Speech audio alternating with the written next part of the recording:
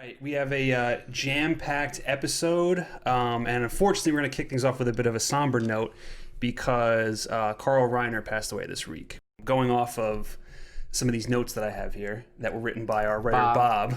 Bob does a great job. So here we go. Carl Reiner, the writer, actor, director, and producer, whose decades worth of credits include The Dick Van Dyke Show and The 2,000-Year-Old Man, has passed away at the age of 98 due to natural causes. His career spanned live television, Broadway, motion pictures, record albums, and a variety of guest appearances. He showcased a ready wit and generous spirit, and he will be greatly missed, and that is for sure. So I know, for me personally, we discussed this a little bit on our favorite movies of the decade. Mm-hmm. And you always have these movies that kind of shape your love for movies. Mm-hmm. You know, you always have like those milestones.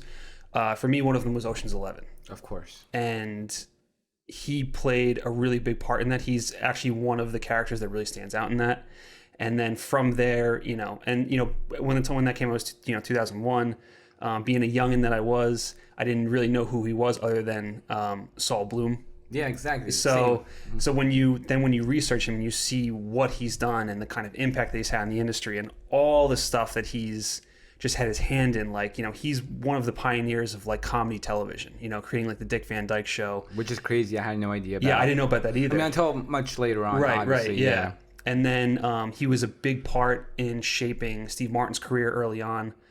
Directing movies like The Jerk and Dead Man Don't Wear Plaid, and a lot of stuff like that. So he's a stud. He's a stud. He's, as you would say, he's a stud. And, he's going to be greatly missed.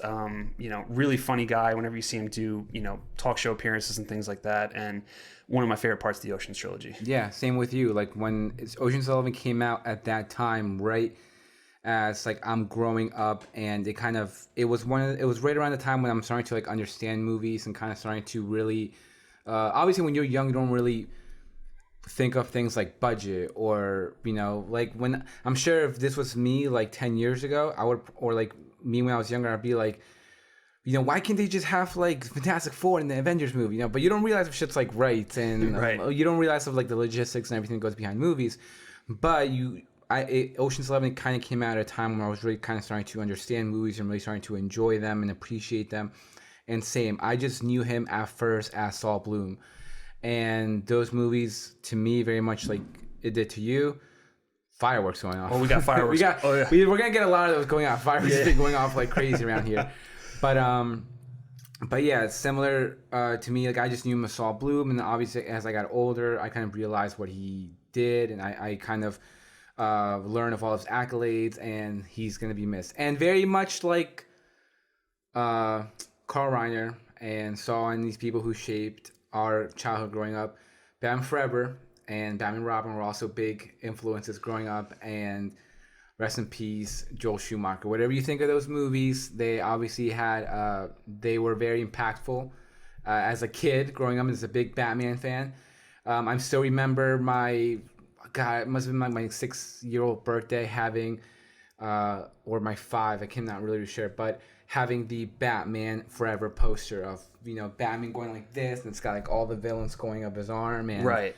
And yeah, I just rest in peace to those two studs. Well, and then I'm glad you mentioned Joel Schumacher too, because a lot of people, think of those Batman movies, I think, but like he's had the same thing, especially like in the 80s. He had a massive career and like was a guy that kickstarted a lot of careers for actors, with St. Elmo's Fire and The Lost Boys and Flatliners and a movie that's not the greatest, but it's one of those like movies from like the 90s that just like is like a guilty pleasure. It's called Falling Down with Michael Douglas, and where he plays like not a post worker, but he plays like he's like an office worker that just kind of just goes off one day and just goes crazy with like just starts mowing people down with like. And before Gerard Butler did all these ridiculous movies, he was the Phantom. People forget that he was the Phantom. Yeah, and he's the Phantom of the Opera, which is also like it's a movie that I enjoy. I remember watching it growing up, and I'm like, this is kind of fun. I like this movie. But then and then you got A Time to Kill with Samuel L. Jackson. Oh my God! A fair sentence. Objection, Do you think Your they deserve to die, Mr. Henry? Answer the question. Carly, Did don't they answer deserve that to question. die? Yes, they deserve to die, and I hope they burn in hell. That was also one of those movies that,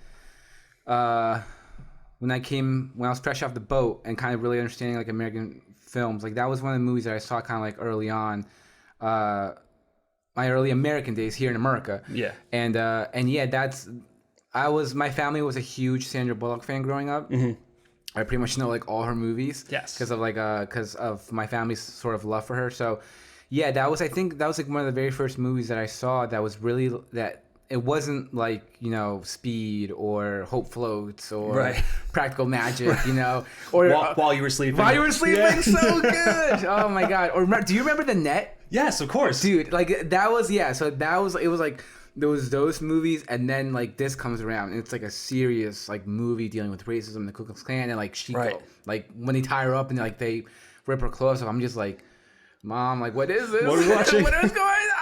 Put back While You Were Sleeping on. I want to see her kissing Bo Pullman on the train. But yeah, just two studs, two legends, and thank you for everything. Absolutely.